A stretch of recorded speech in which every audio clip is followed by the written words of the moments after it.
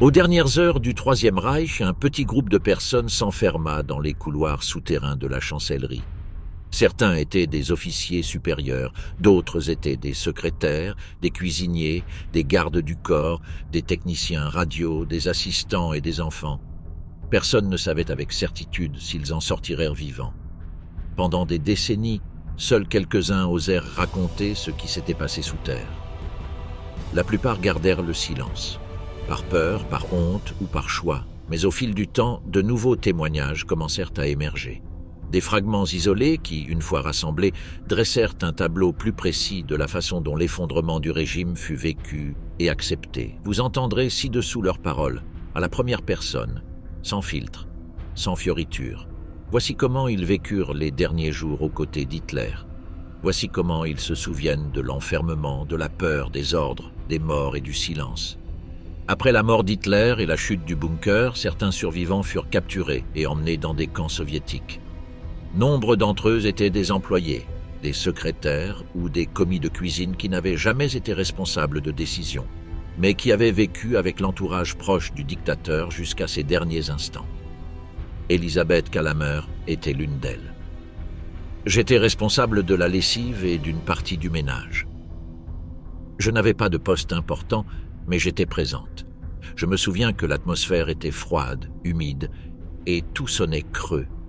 Il régnait un étrange silence, comme si tout le monde savait que la fin était proche. Parfois, nous échangions des regards, mais personne ne parlait. La peur nous en empêchait. Calamer racontait qu'elle ne voyait pas Hitler tous les jours, mais que lorsqu'elle le voyait, elle remarquait un changement progressif chez lui. Au début, on le voyait marcher, saluer les gens, même simplement hocher la tête. Mais durant ces derniers jours, il ne sortait plus. Il restait dans sa chambre. Une fois, j'ai vu sa secrétaire sortir en pleurant. Il se passait quelque chose de grave, mais personne ne disait rien. Au fil des jours, l'atmosphère se tendit. Des explosions se rapprochaient. Les murs tremblaient. Beaucoup savaient qu'il n'y avait pas d'échappatoire. Ils nous demandaient de brûler des documents, de jeter des choses dans les égouts, de casser des machines à écrire. Nous faisions ce qu'on nous disait. Nous ne posions pas de questions. Je me souviens avoir jeté des dossiers sans lire ce qu'ils disaient. Nous prenions simplement ce qu'ils nous donnaient. Même s'ils étaient du personnel de soutien, beaucoup ont remarqué les changements chez leurs supérieurs. Leurs visages étaient plus pâles, leur rythme plus rapide. Personne ne dormait bien. Une nuit, j'ai senti que quelque chose de très grave allait se produire. Eva Braun m'a accueilli avec un sourire sans force. J'ai trouvé ça étrange car elle ne m'a jamais adressé la parole. C'était comme un adieu. Calamer a survécu et, des années plus tard, a raconté son histoire. Elle est restée longtemps silencieuse. Mais lorsqu'elle a décidé de parler, elle a dit que c'était sa façon de clore ce qu'elle avait vécu. Ce qui m'a le plus marqué, c'est l'odeur. Une odeur entre l'humidité, la poudre et la peur. Je ne l'ai jamais oubliée. Elle est restée collée à mes vêtements, à mes mains, à ma mémoire. Constanza Manziarli était également présente dans le bunker. Elle était la nutritionniste personnelle d'Hitler.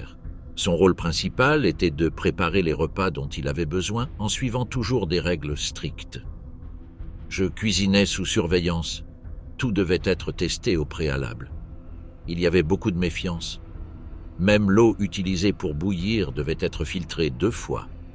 Durant ces derniers jours, il mangeait à peine. Il n'acceptait que de la purée, de la soupe claire et du pain rassis. Manziarli était l'une des rares personnes à avoir encore un contact direct avec Hitler.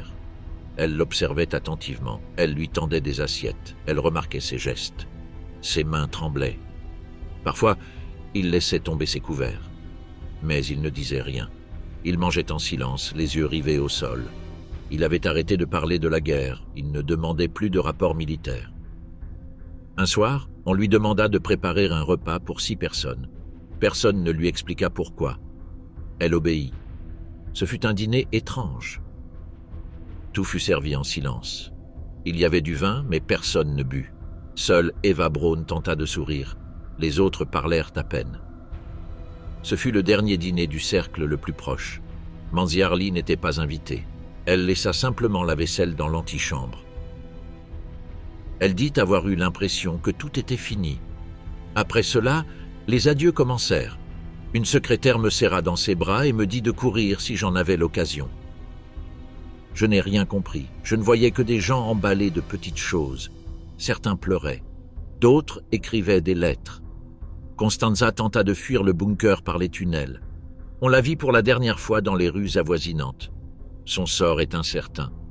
On suppose qu'elle est morte lors de l'évasion ou qu'elle a été exécutée. L'un des témoignages les plus détaillés est celui de Rochus Mich, opérateur téléphonique du bunker. Il était jeune, avait servi comme escorte et fut plus tard affecté aux communications. J'étais au téléphone presque 24 heures sur 24. Parfois, je communiquais entre les bureaux du bunker, d'autres fois avec les commandants à l'extérieur, mais ces derniers jours, plus personne ne répondait. C'était comme parler à des fantômes.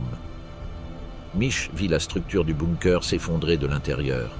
Les esprits s'effondraient, l'espoir s'évanouir. Hitler est passé à côté de moi sans me regarder. Il ne saluait plus. Il marchait lentement. Son visage était gris. Il disait simplement qu'il ne voulait pas mourir vivant. Ce mot « vivant ». Je le répétais sans cesse. Il racontait que ses supérieurs commençaient à donner des ordres contradictoires.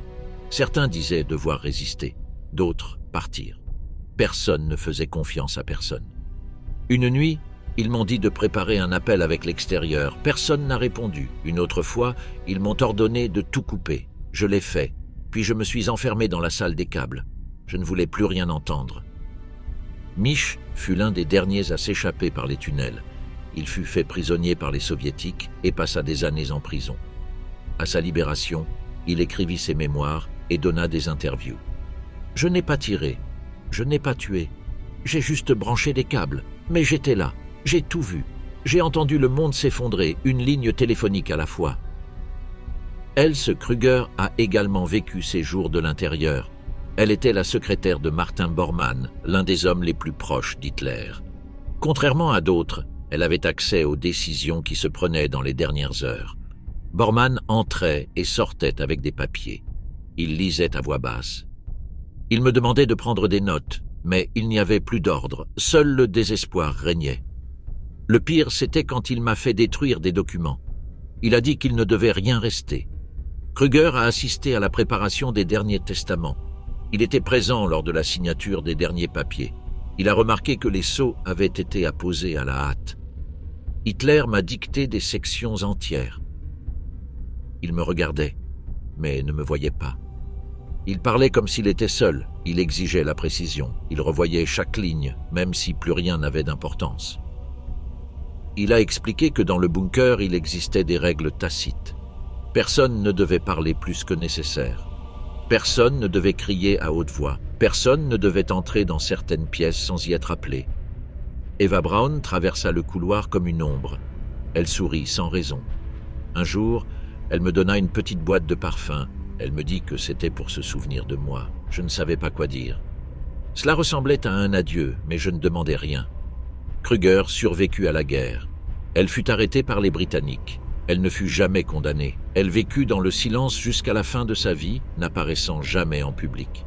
Une seule fois, elle accorda une brève interview, au cours de laquelle elle déclara « J'ai vu le pouvoir s'éteindre, et je n'ai rien fait, j'ai juste tapé, j'ai juste pris des notes, j'ai juste signé. » Après le coup de feu, Traudl Jung n'entra pas dans la pièce. Elle resta immobile, les yeux rivés au sol. Un des assistants la prit par le bras et l'entraîna hors du couloir principal. Là, dans une pièce étroite, ils attendirent sans parler pendant près d'1 heure. Quelqu'un est venu dire que c'était fait. Ils n'ont donné aucun détail. Ils ont juste dit de continuer comme si de rien n'était, de ne pas sortir, de ne pas pleurer, de ne pas poser de questions. Traudl a aidé à taper une dernière note pour les officiers restants, puis on lui a ordonné de détruire des documents. Pendant des heures, elle a déchiré des papiers et les a brûlés dans un seau en métal avec d'autres femmes. La fumée a rempli la pièce. Les cendres flottaient comme de la poussière. Chaque feuille que j'ai brûlée semblait faire partie d'une histoire que personne ne connaîtrait jamais. Lettres, listes, rapports, tout est parti en fumée. J'ai pensé à ce qu'elle dirait à ma mère si elle me voyait comme ça. Les mains noires, les cheveux sales, brûlant des secrets. Le lendemain, on lui a ordonné de rejoindre un petit groupe pour tenter de s'échapper. Ils sont partis. par un tunnel latéral. Mal nourrie, désarmée et effrayée, Traudl a marché parmi les ruines, les cadavres et les tirs croisés. Elle a été arrêtée par les soviétiques peu après. Ils m'ont interrogé, ils m'ont traité comme une coupable. Je ne savais pas quoi dire. Je leur ai dit que je ne faisais que taper. Ils me regardaient comme s'ils s'en fichaient. Mais ils ne m'ont pas frappé. Ils m'ont simplement laissé des jours entiers dans une pièce vide. Elle a été libérée des années plus tard. Pendant longtemps, elle a évité de parler. Mais plus tard, elle a donné des interviews et enregistré un documentaire, convaincue qu'elle devait raconter ce qu'elle avait vu. Au début, je me croyais une victime. Puis j'ai compris que, malgré mon rôle minime, je contribuais à tout faire tourner. À chaque touche que j'appuyais, je maintenais cette machine en marche. Dans une autre section du bunker, le docteur Ludwig Stumpfegger, médecin personnel d'Hitler et de la famille Goebbels, se déplaçait parmi les blessés. Il n'y avait plus beaucoup de médicaments, de ressources ni de temps. Il savait que sa mission n'était plus de sauver qui que ce soit, mais simplement d'enrayer l'effondrement. Ils m'ont demandé de préparer des doses mortelles pour les enfants. Je ne l'ai pas fait au début. J'ai pensé que c'était une erreur, mais Goebbels est venu en personne et m'a expliqué ce qu'il voulait. Il a dit que les soviétiques n'élèveraient pas leurs enfants. Ce serait pire que la mort. Stumpfegger a aidé à empoisonner les 6 enfants de Joseph et Magda Goebbels. Il a vu Magda les habiller, les serrer dans ses bras et les mettre au lit. Elle l'a fait calmement. Elle leur a donné un bonbon. Elle leur a dit qu'ils allaient dormir. Je suis resté à la porte. Je ne suis pas entré. J'ai entendu le faible cri de l'un d'eux, puis le silence. Après cela, Stumpfegger a accompagné Bormann dans une tentative d'évasion. Ils ont quitté le bunker alors que les bâtiments voisins brûlaient déjà. Ils se sont déplacés de nuit au milieu des décombres et des tirs. Tous deux sont morts en chemin. Leurs corps ont été retrouvés des décennies plus tard. C'était le médecin de la faim, celui qui ne guérissait pas mais aidait à mourir, a écrit l'un des interrogateurs soviétiques dans ses rapports. La famille Goebbels a également marqué ses heures avec horreur. Joseph, ministre de la propagande, et son épouse Magda décidèrent de mourir aux côtés de leurs enfants. Tous deux savaient que le régime était fini, mais refusaient de vivre dans un autre monde. Magda disait qu'ils ne pouvaient pas vivre sans l'idéal, que leurs enfants ne grandiraient pas dans la défaite. Elle le répéta à maintes reprises, comme pour se convaincre elle-même. Après avoir achevé leurs enfants, ils sortirent tous deux dans la cour du bunker et s'écartèrent. Leurs corps furent retrouvés partiellement brûlés. La scène fut documentée par les premiers soviétiques entrés. Ils se serraient dans les bras. Leurs vêtements étaient encore intacts par endroits. L'odeur était insupportable. Mais le plus terrible était de voir les petits corps alignés dans la pièce où ils dormaient. Ces actes marquèrent, pour beaucoup, le point le plus bas de l'effondrement. Il ne s'agissait plus seulement de la chute d'un régime, mais de l'autodestruction volontaire de tous ses membres les plus fidèles. Dans un autre coin du bunker, Traudl Jung continuait d'écrire. Elle était la plus jeune secrétaire du groupe. Elle était arrivée en 1942 et depuis, elle était à 2 doigts des décisions les plus importantes du régime. Elle fut la dernière à écrire ce que Hitler dictait, quelques heures avant sa mort. Il m'a appelé par mon nom. Il m'a demandé de m'asseoir, d'écrire chaque mot. Il m'a parlé comme si de rien n'était. Je tremblais. Mais sa voix était ferme. Il m'a dicté son testament politique comme s'il écrivait une loi. Il n'a pas bégayé une seule fois. Traudl était là quand Eva Braun a décidé de rester, quand les généraux discutaient de la marche à suivre et quand les bruits extérieurs se sont faits de plus en plus rares. Elle a vu les visages de ceux qui entraient dans le bureau et en sortaient le regard vide. Un soir, Eva m'a serré dans ses bras. Elle m'a dit de ne pas m'inquiéter, que j'étais jeune, que je devais vivre. Je lui ai demandé si elle avait peur. Elle a répondu non, qu'elle préférait mourir avec lui plutôt que vivre sans lui. Et elle a dit cela sans pleurer, comme si c'était logique. Lorsqu'ils eurent fini de taper le dernier document, Traudl resta assise en silence. Personne d'autre n'avait d'ordres à lui donner. Les minutes passèrent et tout était en pause. Je restais les mains sur la machine à écrire. Je ne savais pas si je devais me lever, si je devais partir. C'était comme si le temps s'était arrêté. J'entendis une porte se fermer. Puis un bruit sec, j'ai compris que tout était fini. Après l'échec des dernières tentatives d'évasion est là. Distribution des derniers ordres par les officiers les plus proches, celles qui restèrent dans le bunker étaient surtout des jeunes femmes, dactylos, assistantes, cuisinières. Certains étaient là depuis des années, d'autres depuis à peine quelques semaines. Tous savaient qu'ils ne quitteraient pas cet endroit tel quel.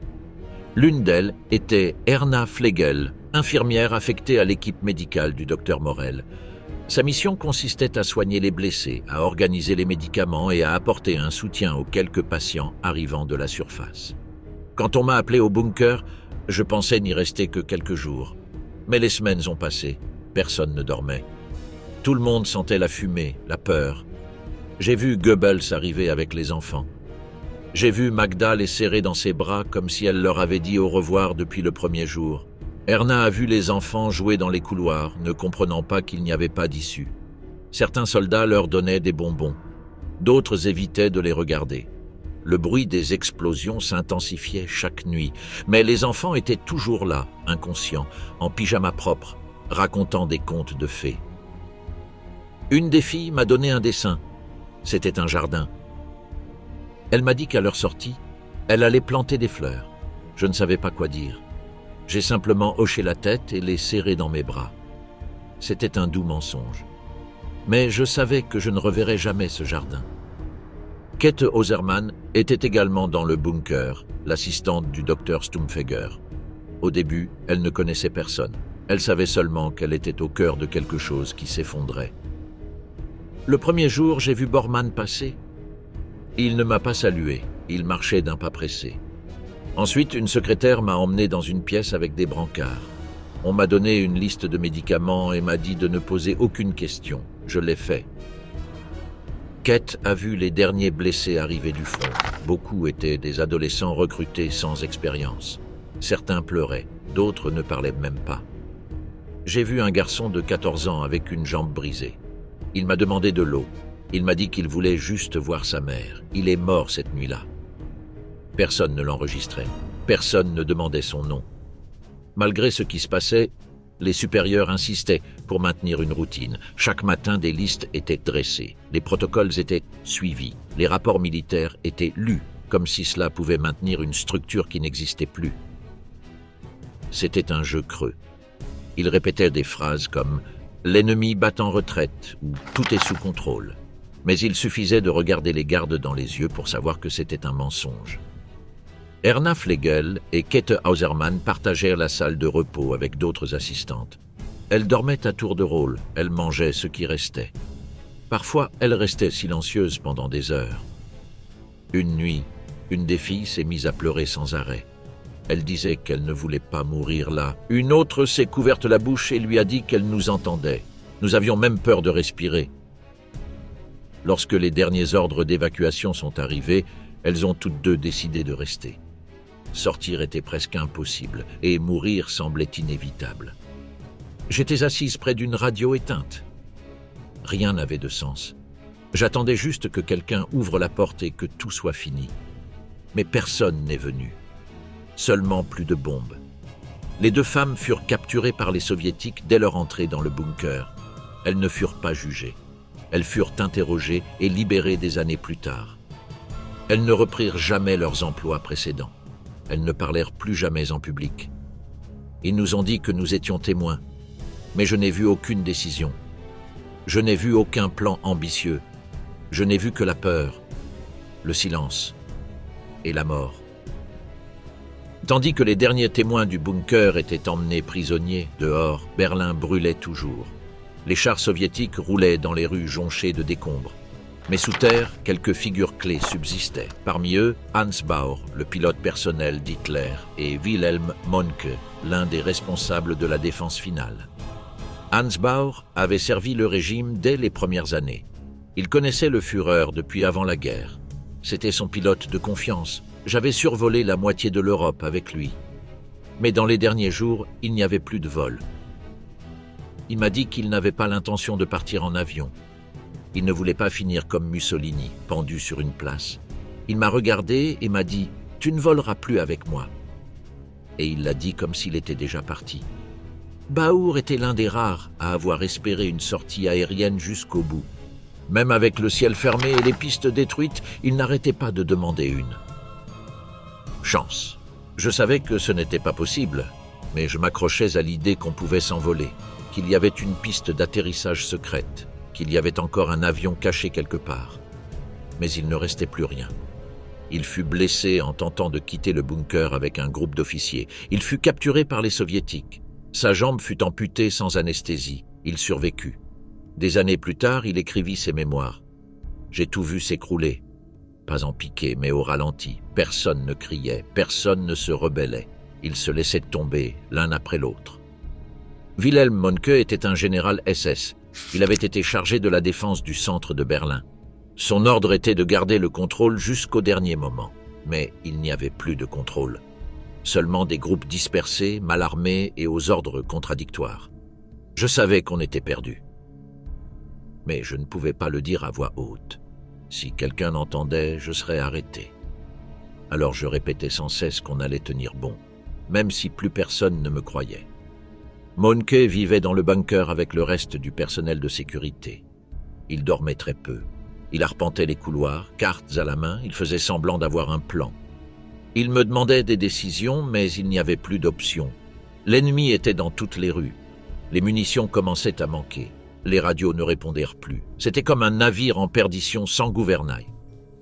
Il fut l'un des derniers à quitter le bunker. Il se rendit aux troupes soviétiques avec un petit groupe. Il fut interrogé, emprisonné, puis libéré des décennies plus tard. Ils ne m'ont pas tiré dessus. Ils ne m'ont pas insulté. Ils m'ont juste regardé comme si j'étais un bon à rien, comme une vieille pièce d'échec oubliée. Avec lui, la tentative de défense armée prit fin. Les autres groupes, dispersés dans les tunnels, les passages souterrains et les passages souterrains tombèrent un à un. Certains tentèrent de s'écarter, d'autres abandonnèrent tout simplement. Dehors, la ville brûlait, à l'intérieur, l'air s'épaississait, les murs suintaient d'humidité, les corps restants commençaient à gonfler. Les documents étaient déjà réduits en cendres. Les voix ne hurlèrent plus. Parmi les derniers à être découverts se trouvaient les cuisiniers, les aides de ménage et les jeunes messagers.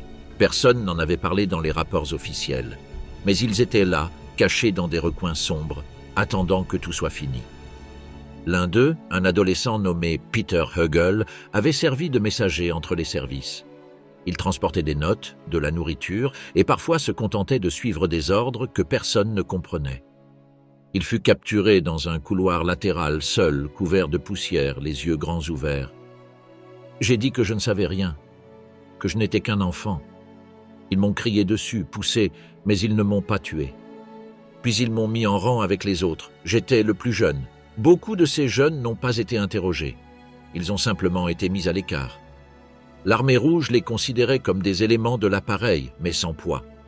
Certains ont été libérés, d'autres ont été envoyés dans des camps de travail. Presque tous ont disparu des archives. Le bunker a alors été fermé, un lieu censé être un refuge transformé en tombe. Les toits ont résisté aux bombes, mais ils n'ont pas pu contenir la faim. Chaque témoin est reparti avec une partie différente du même désastre. Certains ont parlé, d'autres n'ont plus jamais dit un mot. Mais chacun savait que, dans cet enfermement, l'histoire était terminée pour toujours. Après la chute du bunker, le chaos n'a pas cessé. Berlin n'était plus qu'un champ de ruines. Les rues étaient remplies de soldats soviétiques, de civils effrayés et de vestiges de bâtiments. Les rares survivants qui ont émergé des tunnels ont été arrêtés, interrogés ou tout simplement ignorés. Parmi ceux qui ont échappé de justesse, on compte Gerda Christian, une autre secrétaire d'Hitler. Elle était avec lui depuis les premières années et, dans le bunker, elle a écrit plusieurs de ses derniers écrits. Lettres. Quand nous sommes sortis par le passage souterrain, le chaos était sans fin. Nous savions où nous allions.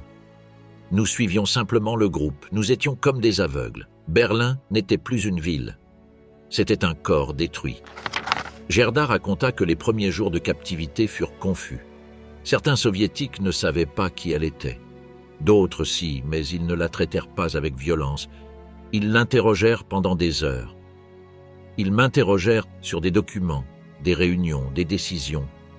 Je ne savais que ce que j'écrivais. Je ne participais à rien d'autre. Malgré cela, ils me regardèrent avec suspicion, comme s'ils s'attendaient à ce que j'avoue quelque chose de terrible. Elle fut libérée et vécut discrètement. Elle n'écrivit jamais de livre. Elle n'accorda pas d'interview.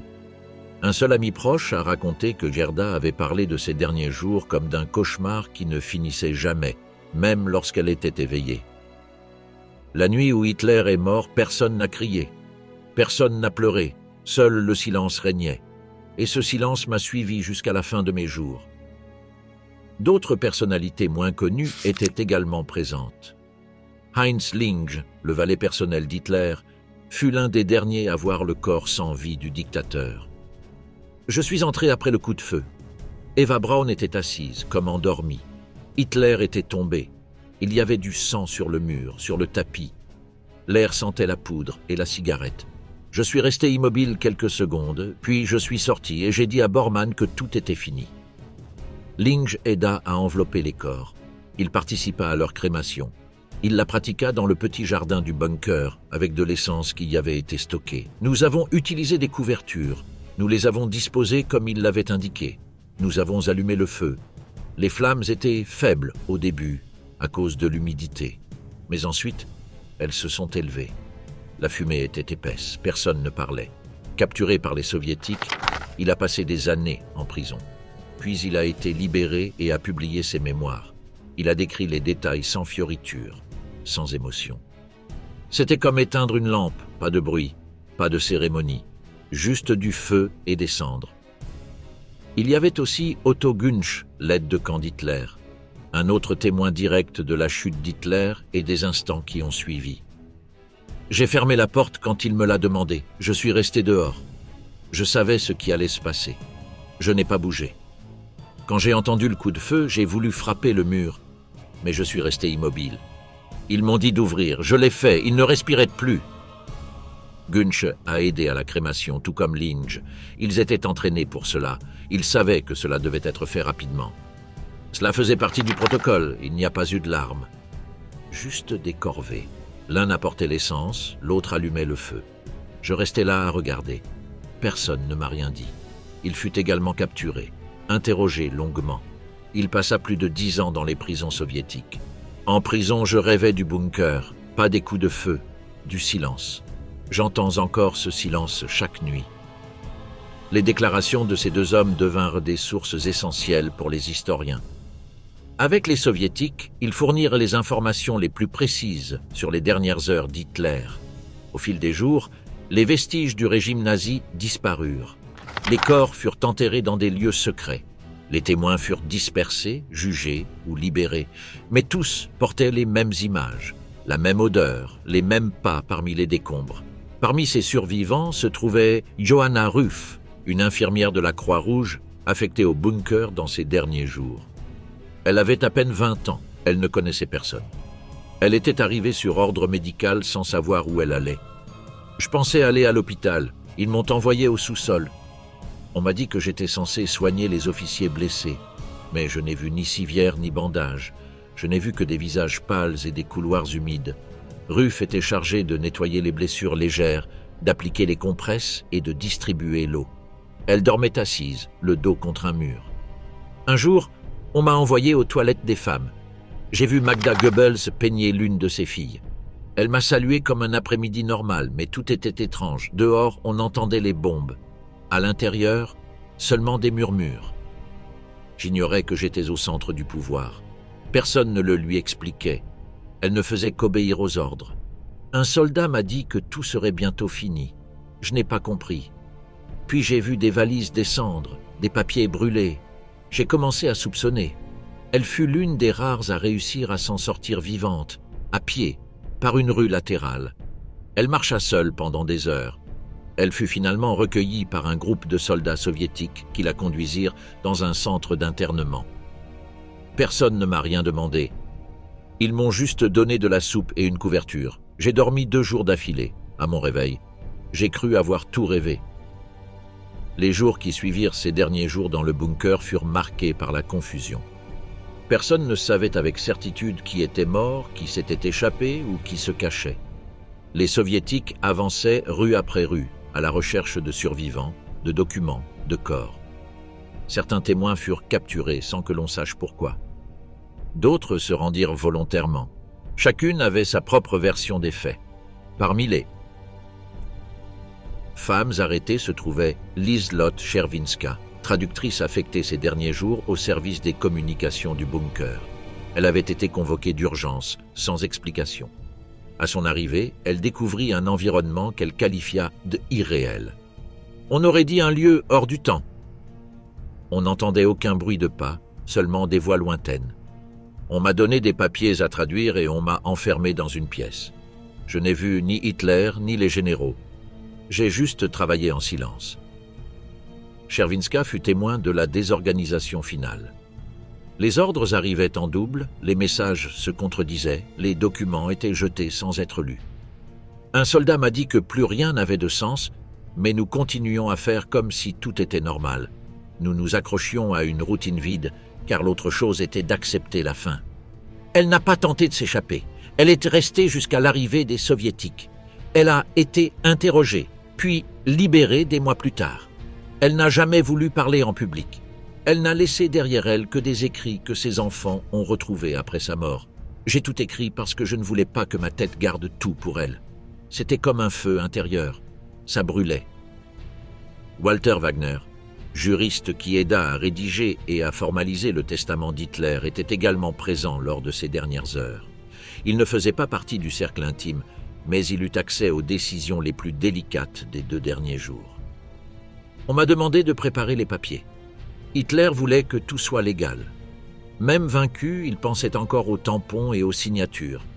Il dictait chaque mot avec précision. Il vérifiait les dates. Il me le faisait lire à voix haute. Wagner observe le dictateur signer son testament politique et personnel accompagné de Goebbels et de Bormann. Après avoir signé, il ne dit rien. Il ferma les yeux un instant, comme s'il n'avait rien d'autre à faire. J'ai rassemblé les documents, quitté la pièce et je ne l'ai plus jamais revu. Il fut capturé après la chute du bunker. Interrogé par les Soviétiques, il donna son témoignage par écrit. Il ne travailla plus jamais dans le domaine juridique. Il mourut dans l'anonymat. J'ai toujours pensé que si on me demandait ce que c'était que d'être au bout du monde, je répondrais « le silence ». Rien de plus. Pendant ce temps, Martin Bormann, secrétaire particulier d'Hitler et chef de la chancellerie du parti, tentait d'organiser une dernière résistance bureaucratique. Il continuait à signer des documents. Il donnait des ordres. Il rassemblait des papiers qui ne menaient plus à rien. Je l'ai vu arpenter les couloirs, un dossier sous le bras. Il se parlait à lui-même. Il écrivait des choses dans un carnet. Personne ne l'écoutait, mais il continuait à donner des instructions. On l'a vu pour la dernière fois alors qu'il tentait de s'enfuir avec le docteur Stumpfegger. Son corps a été retrouvé des décennies plus tard, partiellement enterré. Sa mort a été confirmée par empoisonnement. Il était l'un des rares à ne jamais accepter la fin. Même lorsque tout s'effondrait, il ne cessait de parler de réorganisation. Autour de lui, les quelques officiers restants tentaient de maintenir un certain contrôle. Il y avait les tableaux de service, les gardes, les patrouilles internes, mais il n'y avait plus aucune structure. C'était une coquille vide. L'un des jeunes hommes qui a vécu ces moments était Armin D., un cadet affecté au bunker ces dernières semaines pour des missions mineures. Il n'a jamais vraiment su pourquoi il était là. Ils m'ont dit qu'ils avaient besoin de bras. J'avais 17 ans, je pensais aider à l'approvisionnement. J'ai fini enfermé dans un endroit où tout le monde se préparait à mourir. Armin portait des messages, nettoyait les couloirs, distribuait de la nourriture. Il entendait des bribes de conversation, observait les adultes éviter de se regarder. J'en ai entendu un dire un jour qu'il préférait se suicider plutôt que d'être fait prisonnier. Un autre a dit qu'il y avait peut-être un tunnel menant à l'aéroport. Ce n'était que des rumeurs. Personne ne savait rien. Lorsque les chutes ont commencé, Armin a su qu'il devait partir.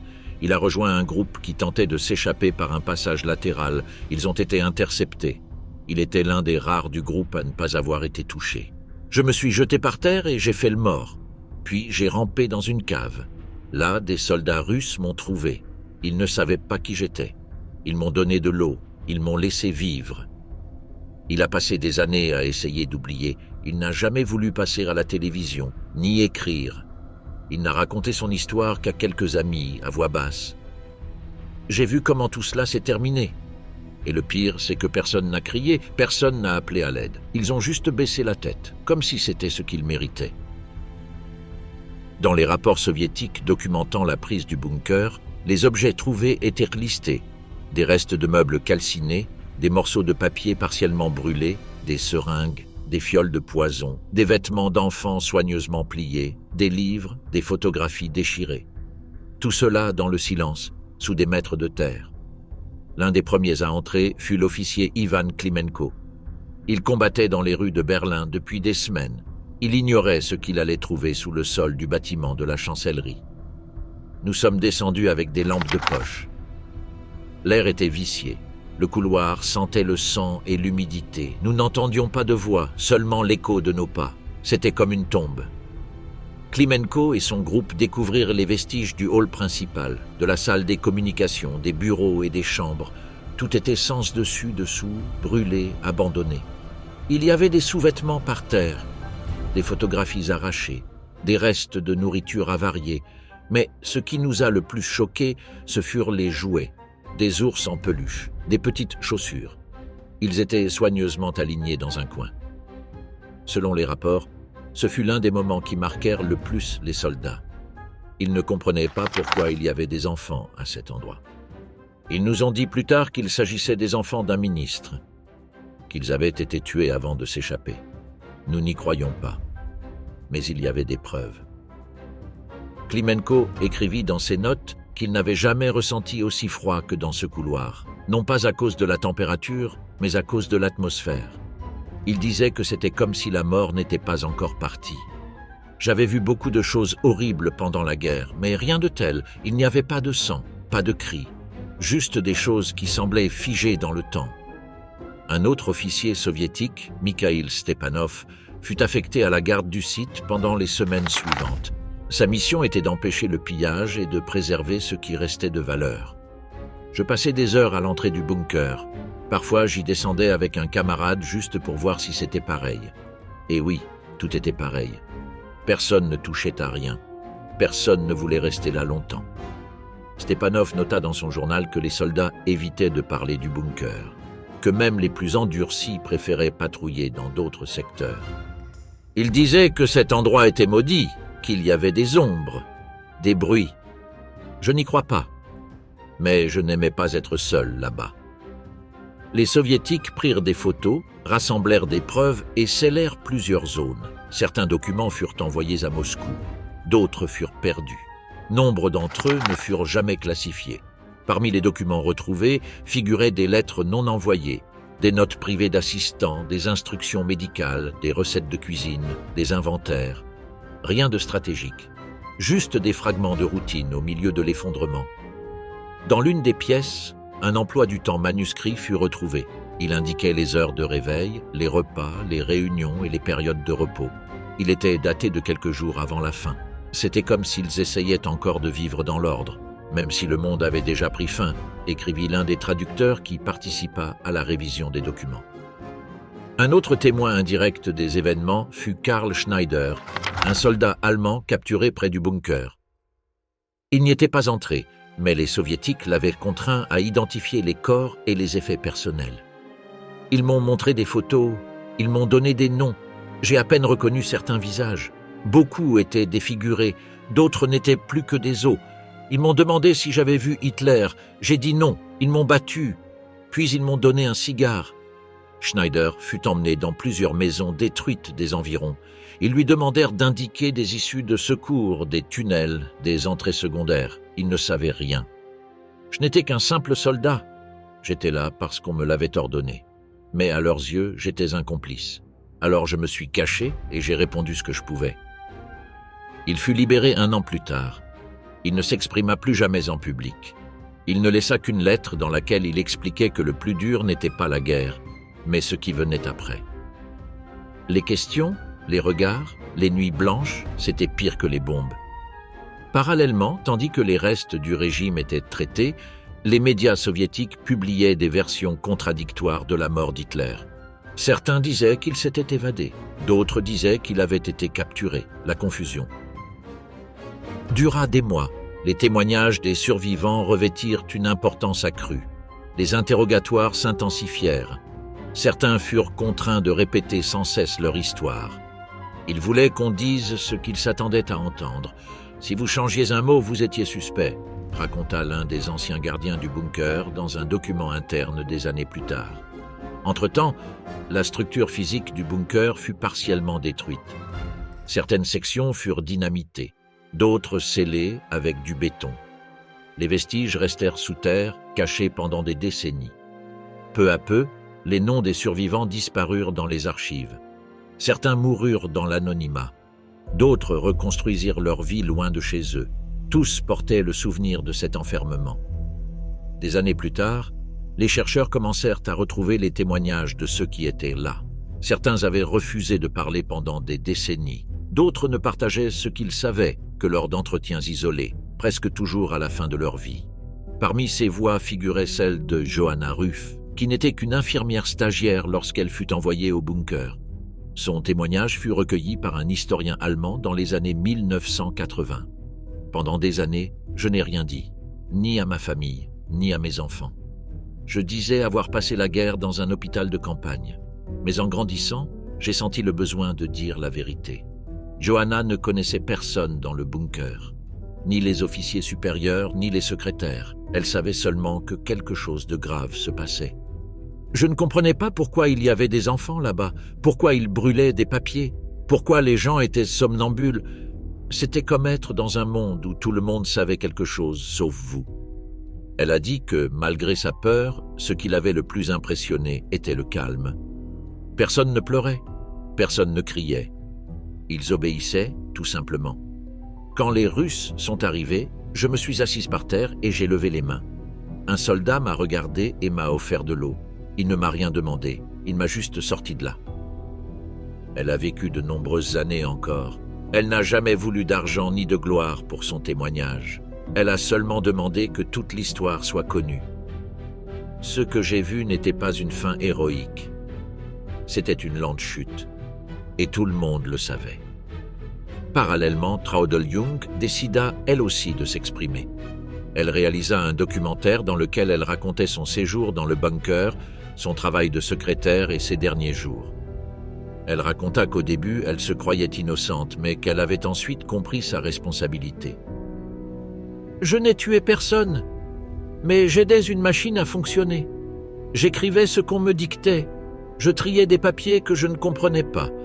Et c'est aussi ça, être impliqué. » Sa voix, mesurée et claire, devint l'une des plus citées lors des discussions sur la fin du Troisième Reich. Elle expliqua qu'elle ne cherchait pas le pardon, seulement la vérité. Certains veulent nous faire dire que nous ne savions rien. D'autres veulent nous faire dire que nous savions tout. Je dis ce que j'ai vu et ce que je ne voulais pas voir. Le documentaire fut diffusé dans plusieurs pays. Nombreux furent ceux qui ne l'avaient jamais connu, qui reconnurent sa sincérité. Elle fut l'une des rares à assumer sans complexe le poids de sa présence. J'ai vu Hitler signer son dernier papier. J'ai vu Eva Braun sourire avant de mourir. J'ai vu des enfants jouer à la poupée en pleine guerre. Rien ne peut effacer cela. Elisabeth Kalamer, ancienne aide-cuisinière et femme de ménage, a également décidé de s'exprimer. Dans sa vieillesse, elle a donné des interviews où elle répétait toujours la même chose. L'odeur du bunker ne partait jamais. C'était un mélange de sueur, d'humidité, de fumée et de peur. Ça me collait à la peau. Et même quand je me lavais, ça revenait toujours dans mes rêves. Elle ne connaissait pas Hitler personnellement. Elle ne le voyait que de loin. Mais elle savait que quelque chose d'important allait arriver. Les ordres arrivaient en silence. Il était interdit de crier. Les couloirs étaient longs et personne ne se regardait dans les yeux. Pendant longtemps, elle a pensé que son rôle avait été insignifiant. Puis elle a compris que même ceux qui nettoyaient, cuisinaient ou apportèrent le café faisaient partie de la structure. Peut-être que nous ne décidions de rien, mais nous faisions fonctionner l'endroit. Nous avons tout fait fonctionner pendant que tout s'effondrait. Lorsque son témoignage a été rendu public, beaucoup ont été surpris par la lucidité de son récit. Il n'a pas utilisé de mots durs, il a simplement raconter ce qu'il avait vu. Un jour, j'ai jeté des papiers dans un chaudron. Je ne les ai pas lus, on me l'a dit, et je l'ai fait. Peut-être y avait-il des vies, des histoires, des preuves. Je ne le saurai jamais. La somme de tous ces témoignages formait un puzzle, pas complet mais suffisant pour comprendre comment s'est produite la chute. Pas seulement d'un régime, mais de tous ceux qui l'entouraient. Personne n'a crié, personne ne s'est rebellé, personne ne s'est échappé. Ils se sont simplement enfermés et ont attendu la fin. Beaucoup ont vécu jusqu'à un âge avancé, certains en silence. D'autres ont raconté leur version. Tous portaient la même image. Un bunker souterrain, des couloirs sombres, des ordres secs, des papiers brûlés, des visages fatigués, et l'écho d'une histoire qui s'est terminée sans gloire, sans marche, sans drapeau. Que des cendres. Ces dernières années, de nouvelles voix sont apparues, jusqu'alors silencieuses. Des témoins qui, par peur, loyauté ou traumatisme, ont gardé pour eux les détails de ce qu'ils ont vécu dans les derniers jours du régime nazi pendant des décennies. Ces déclarations complètent le puzzle. Elles ne changent rien à la réalité. Le cœur du récit, mais ils affinent l'image. Ils révèlent des recoins auparavant obscurs. Hermann Karnau, ancien garde SS affecté à la chancellerie du Reich, fut l'un de ceux qui assistèrent à la crémation du corps d'Hitler. Je l'ai vu étendu sur le sol, enveloppé dans des couvertures. Eva Braun était à ses côtés. Quelqu'un apportait de l'essence. J'ai moi-même aidé à en verser sur les corps. Nous formions un cercle pour empêcher les autres d'approcher. Personne ne disait rien. Nous allumions simplement le feu et regardions. Ce récit, transmis à des chercheurs allemands dans les années 1990, concorde avec d'autres témoignages connus, mais ajoute un détail jusqu'alors inconnu, l'utilisation de soldats comme murs humains, empêchant les autres témoins de voir les corps. Ils ne voulèrent pas que quiconque se souvienne de l'image. Ils voulaient qu'elle ne reste qu'un symbole, pas de la chair brûlée. C'était un ordre direct. Heinz Mathiesing, technicien en communication, prit également la parole.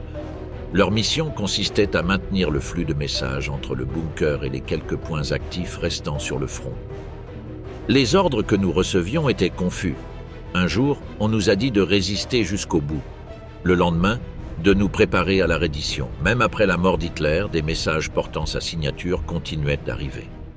Nous avons alors compris que quelqu'un la falsifiait. Mathiesing a raconté comment, aux premières heures du 2 mai, les opérateurs ont commencé à effacer les enregistrements de communication. Ils nous ont dit que c'était pour des raisons de sécurité, mais nous savions tous que c'était pour effacer nos traces.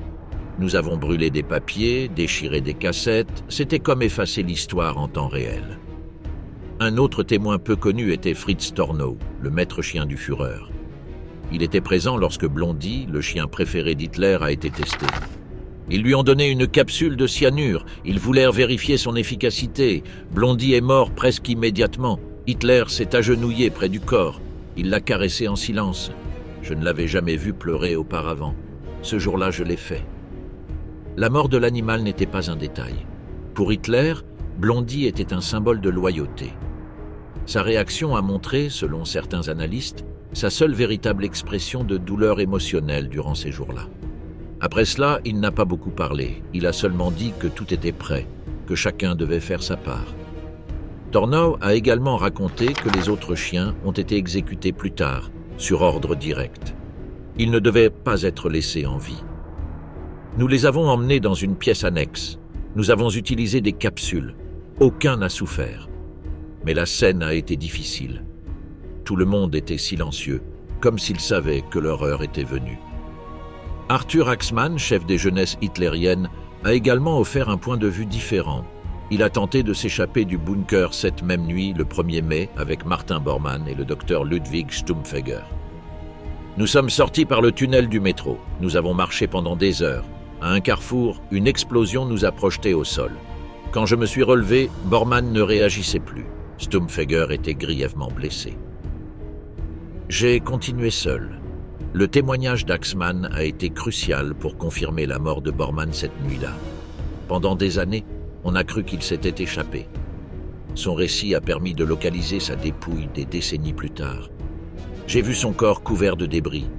Je l'ai reconnu grâce à la bague. Je ne me suis pas arrêté, je ne pouvais pas, je voulais juste m'en sortir vivant.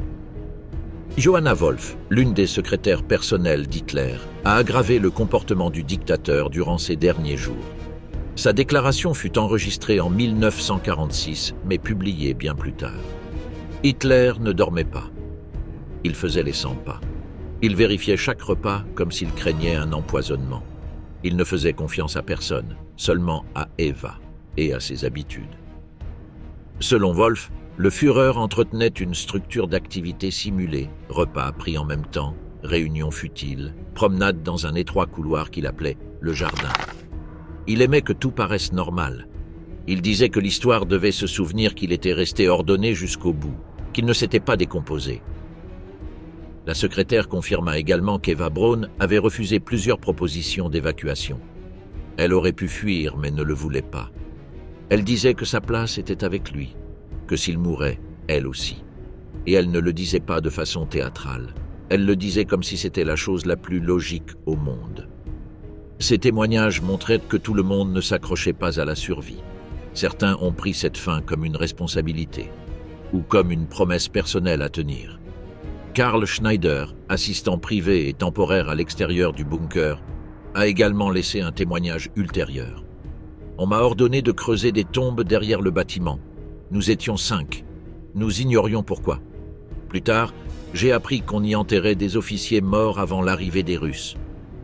Son témoignage ajoute un détail peu étudié, l'exécution ou la mort d'officiers subalternes dont les corps n'ont jamais été officiellement identifiés.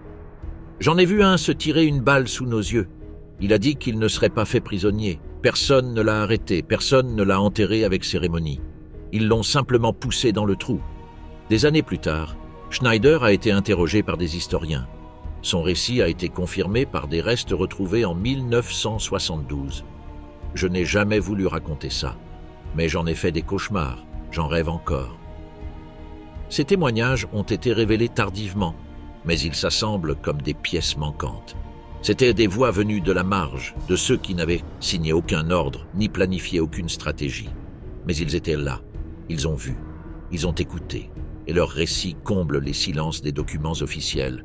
Certains relatent des aspects mineurs, comme l'état de la nourriture ou le comportement répétitif du personnel. Mais au milieu de ces détails, des moments révélateurs apparaissent. L'une des aides de cuisine, dont l'anonymat a été gardé secret à sa demande personnelle, raconte que ces derniers jours, de nombreux soldats mangeaient dans un silence absolu. Ce n'était pas par peur, mais par épuisement. Ils ne demandaient plus ce qu'il y avait. Ils s'asseyaient, mangeaient ce que nous leur donnions et partaient.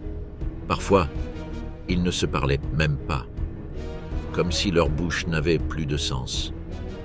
Elle mentionne également que, dans les couloirs du bunker, des haut-parleurs diffusaient des messages avec la voix d'Hitler, même après sa mort.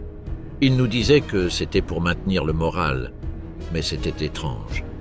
L'entendre dire que tout continuait alors que nous savions qu'il n'était plus là. Ce genre de manipulation participait à l'effondrement.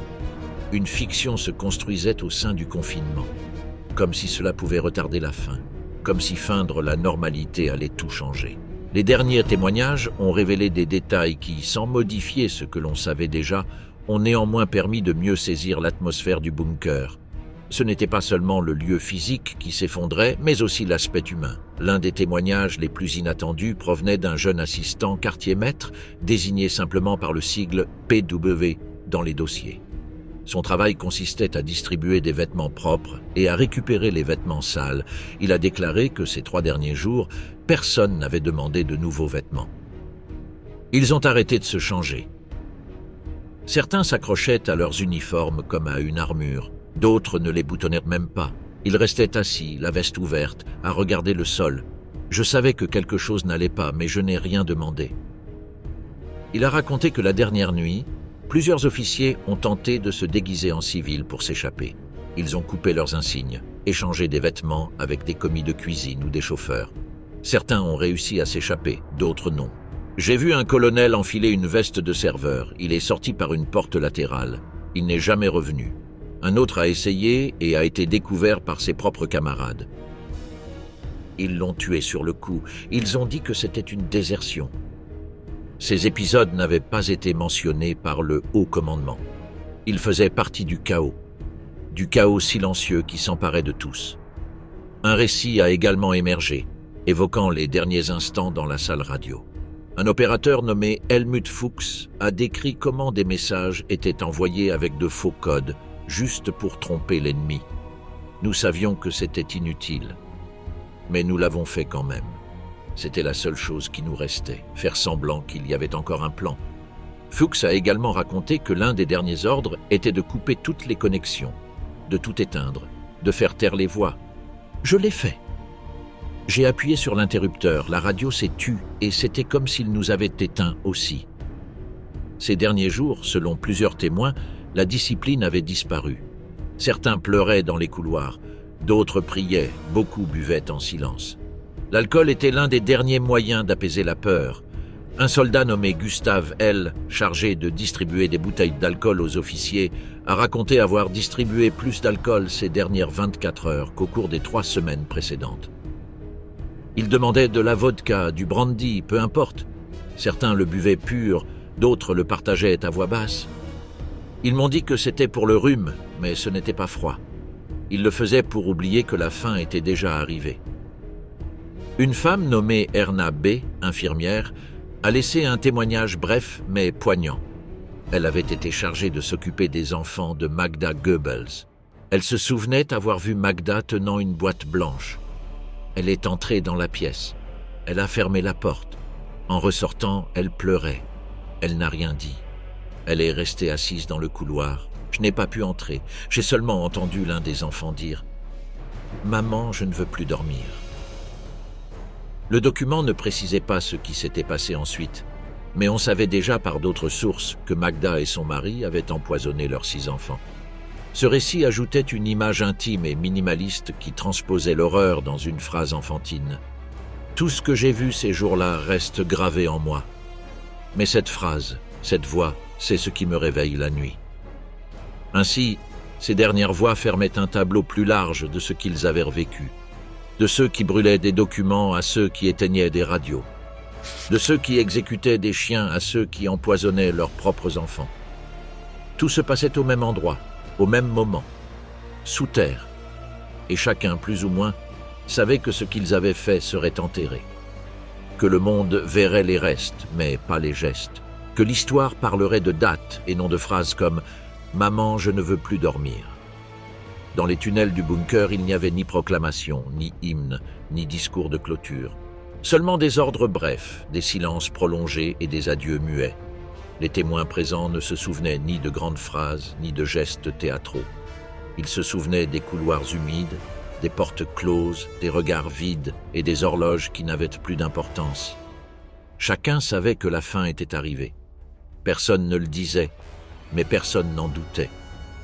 Dans les jours précédant la chute d'Hitler et d'Eva Braun, l'atmosphère à l'intérieur du bunker oscillait entre déni et résignation. Les témoignages concordent sur le maintien de routines insignifiantes. Repas servis en même temps, promenades dans des couloirs étroits, réunions dénuées de sens.